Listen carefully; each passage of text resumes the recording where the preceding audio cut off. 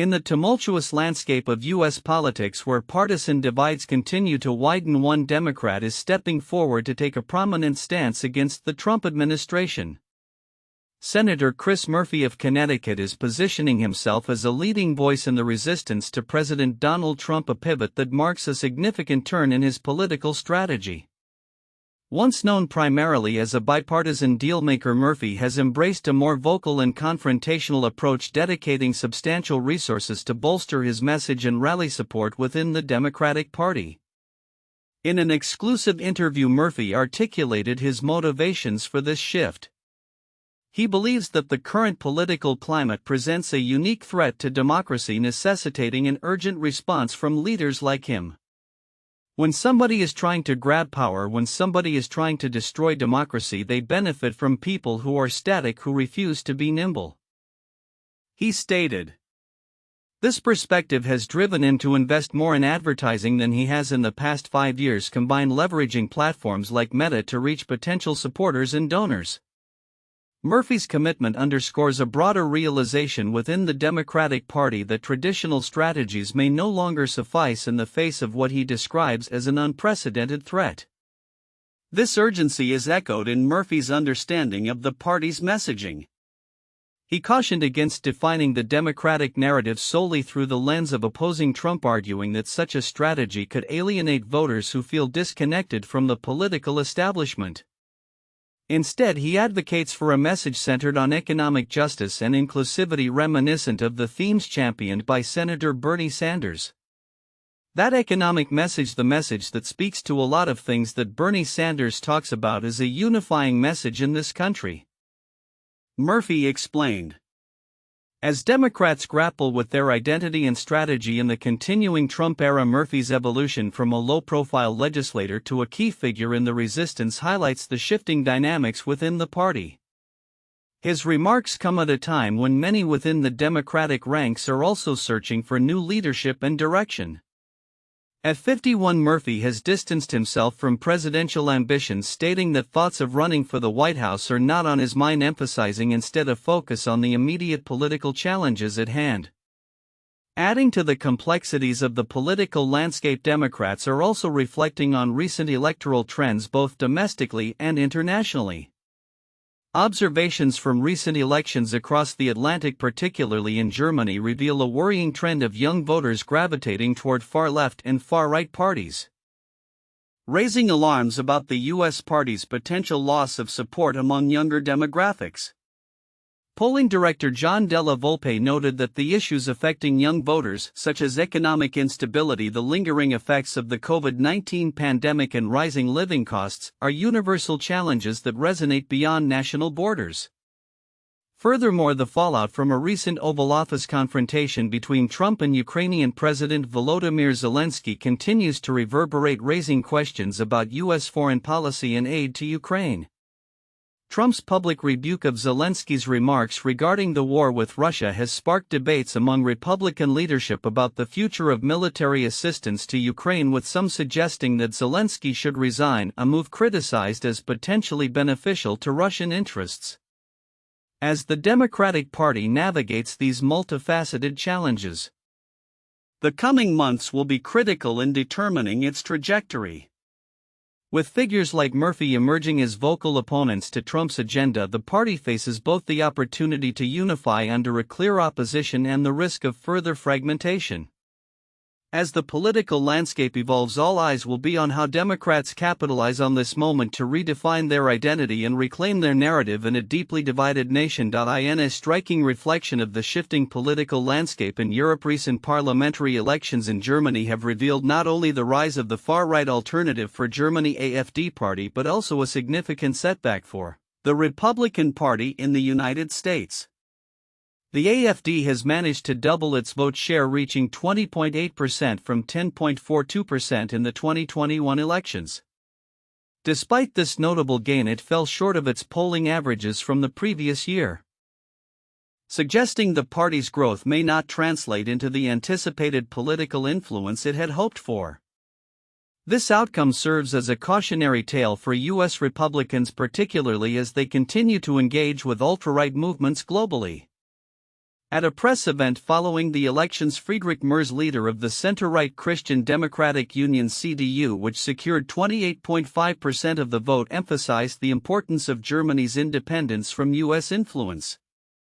Merz's statements highlight a growing trend among European allies who are increasingly reluctant to accept U.S. interference in their domestic politics, a sentiment that resonates deeply in the wake of Donald Trump's presidency. The parallels between the AfD's strategies and those of the Republican Party are striking. The AfD has positioned itself as the voice of disaffected citizens, particularly in East German states like Saxony and Thuringia. Much like the GOP's focus on white working-class voters. Initially founded as an anti-European Union party, the AfD has evolved into a platform that promotes xenophobia and embraces far-right ideologies. Similarly, Trump's GOP has capitalized on anti-immigrant sentiments and the frustrations of marginalized groups. Despite the Republican establishment's efforts to bolster the AfD, including support from prominent figures such as Elon Musk and Vice President J.D. Vance, the results suggest that American backing may have been counterproductive. While some younger voters may have been inspired by U.S. electoral meddling, the majority of Germans appear to have rejected the AfD, with 80% not voting for the party. This demographic trend indicates a robust opposition to the far-right narrative fueled by American support. Analyzing the data, recent studies reveal that approximately 8% of Germans harbor right-wing extremist views, with another 20% falling into a gray area of political ideology. This suggests that while the AfD could see growth in certain regions, particularly in eastern states, the party's failure to surpass its earlier polling numbers indicates a significant barrier to its ambitions. The economic context has also played a critical role in shaping voter sentiment. Germany's GDP contracted by 0.2% in 2024, and the breakdown of the ruling coalition in November has led to increased instability. In the midst of economic stagnation and a spate of violence linked to immigration, the AfD's messaging faced challenges even as they sought to exaggerate events to sway public opinion. As the dust settles from the elections, the implications for the Republican Party are profound. The AfD's inability to secure a stronger foothold in Germany reflects a broader rejection of far-right populism within the country. Merz is expected to form a coalition government with the Social Democrats, which would further marginalize the AfD and diminish the influence of U.S. Republicans in Germany. While the far-right in Europe has celebrated alliances with Trump's administration, the recent elections signal a pushback from the German establishment. This resistance could serve as a blueprint for other European nations grappling with similar challenges. For the Republican Party, the lesson is clear: meddling in foreign elections may not yield the desired results, and their strategies may not be easily transferable across different political systems. Looking forward, it remains to be seen how these dynamics will evolve, particularly as Europe continues to navigate the complexities of populism and transatlantic relations. The Republican Party's ongoing commitment to far-right alliances may face increasing scrutiny as both domestic and international political landscapes shift in response to the outcomes of these pivotal elections. In a significant political showdown, U.S. Senate Democrats successfully blocked a Republican-led initiative aimed at banning transgender athletes from competing in women's sports. The measure, officially known as the Protection of Women and Girls in Sports Act, faced intense scrutiny and was ultimately defeated in a tight 51-45 vote, reflecting the deep divisions in American politics regarding transgender rights in sports.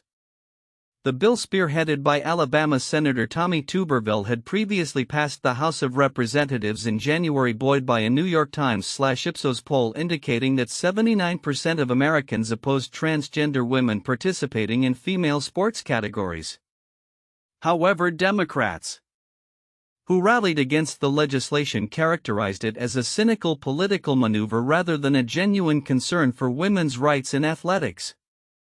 Senator John Hickenlooper of Colorado articulately expressed this sentiment, stating, "Tuberville is trying to churn the social wars about something that really doesn't exist," underscoring the belief that the issue has been exaggerated for political gain. The debate over the bill highlighted contrasting views within the Senate. Senator John Fetterman emphasized the need for compassion, urging colleagues to recognize the plight of young athletes who deserve an ally. Meanwhile, Senator Gary Peters pointed out that the concerns surrounding transgender athletes are overstated, noting the vast number of participants in sports compared to the limited number of cases that have drawn such intense scrutiny. This sentiment reflects a growing recognition among some lawmakers that the issues facing transgender athletes may not be as widespread as often portrayed. Adding to the complexity of the situation, the backdrop of the vote includes increasingly restrictive policies from the Trump administration targeting transgender athletes. Recent directives have signaled a harsher stance, including instructions to deny visas to foreign transgender athletes based on their sex identifiers. Such actions have galvanized both sides of the debate, with Republicans framing the issue as a crucial cultural battleground while Democrats argue that it distracts from more pressing economic issues facing American families. Despite the setback in the Senate, Tuberville and his supporters remain committed to advancing their agenda, vowing to continue their fight for what they describe as the protection of women and girls in sports. This is far from over. "I'll never stop fighting to protect women and girls," he asserted in a post-vote statement.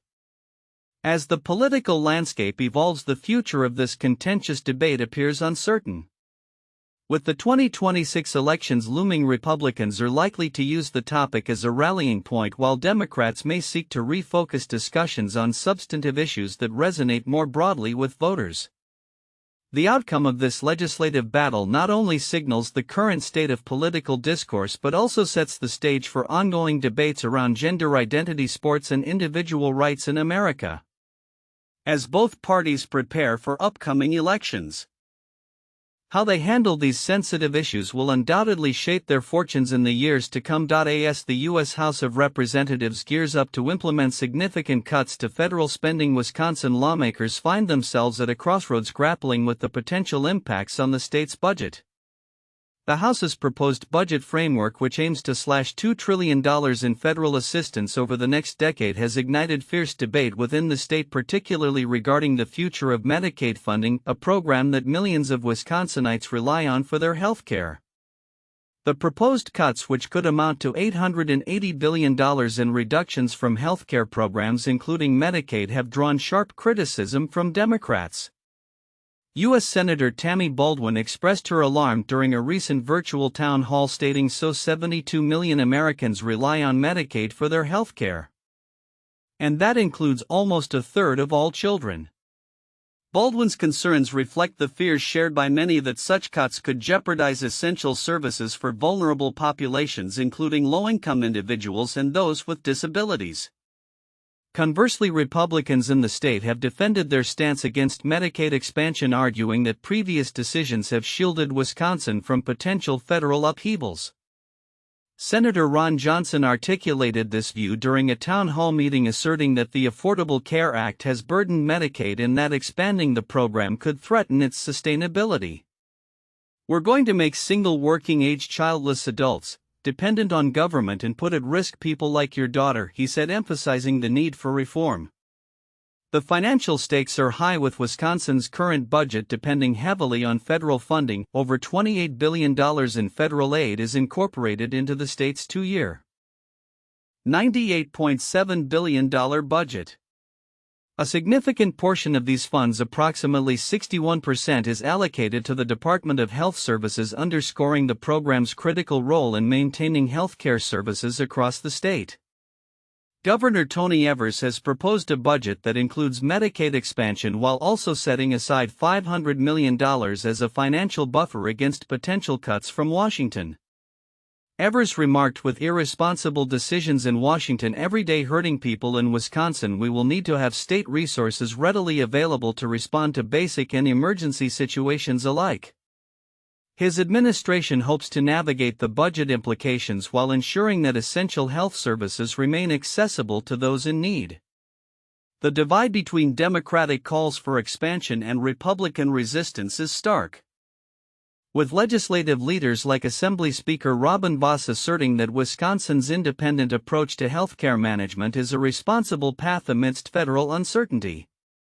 Voss emphasized that Wisconsin has made the right decision by not expanding Medicaid, suggesting that the state has successfully managed its healthcare funding without the need for federal expansion.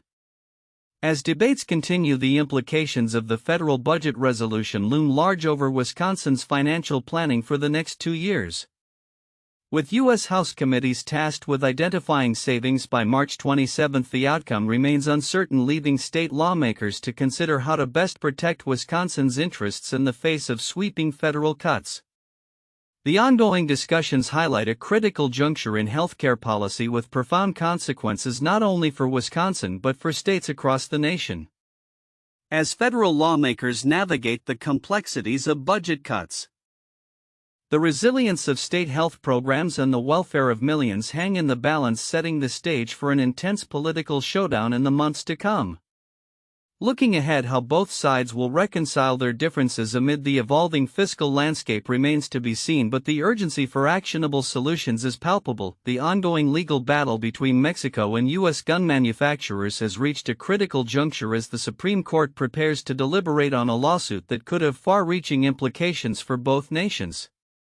The case, which centers on accusations that American gunmakers are complicit in the rampant gun violence plaguing Mexico, comes at a time of heightened diplomatic tensions exacerbated by recent political developments in the United States.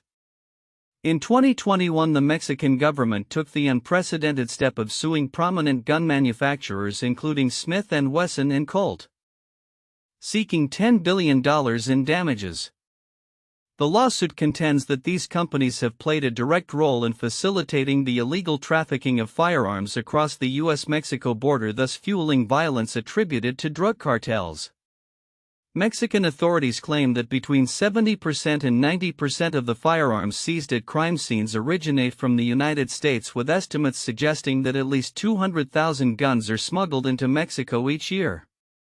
During oral arguments at the Supreme Court, the justices exhibited a notable skepticism towards Mexico's claims. Key points raised included doubts about whether the gun manufacturers could be held accountable under the Protection of Lawful Commerce in Arms Act (PLCAA), a federal law designed to shield gun companies from liability stemming from the criminal use of their products. Justice Elena Kagan pointedly questioned Mexico's ability to identify specific dealers who may have aided in illegal sales, while Justice Ketanji Brown Jackson suggested that the lawsuit may contradict the intent of Congress when the PLCAA was enacted. Lawyers representing the Mexican government argue that the gun manufacturers knowingly sell weapons to dealers who in turn supply drug cartels. They assert that some of these companies have a history of targeting markets that cater to cartel members, pointing to specific firearms designed with appealing features for this demographic. However, the gun industry's defenders maintain that all sales are regulated under federal law and that the vast majority of retailers operate within legal parameters. The ramifications of this case extend beyond the courtroom, touching on broader issues of gun control, international relations, and public safety. The Mexican government has expressed frustration over the flow of illegal firearms, which it claims is exacerbated by a lack of accountability from U.S. manufacturers. As Mexican President Claudia Sheinbaum has noted, her administration is committed to cracking down on gun smuggling, which she argues is facilitated by lax U.S. regulations. Moreover, the timing of the Supreme Court's consideration of this case coincides with escalating tensions between the U.S. and Mexico, particularly under the Trump administration, which has imposed tariffs on Mexican goods and designated Mexican drug cartels as terrorist organizations. Such political dynamics add another layer of complexity to the legal proceedings, as Mexico's lawsuit can be perceived as not just a legal challenge but also a call for accountability amid diplomatic frictions.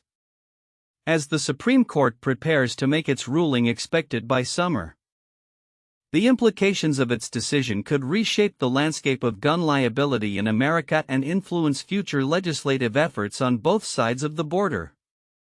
The outcome may determine whether manufacturers can continue to operate under the protections afforded by the PLCAA or whether they will face increased scrutiny and potential liability for their roles in the cross-border trafficking epidemic. In conclusion, the Supreme Court's decision will not only impact the gun industry but could also redefine U.S.-Mexico relations in the context of shared challenges surrounding drug violence and arms trafficking.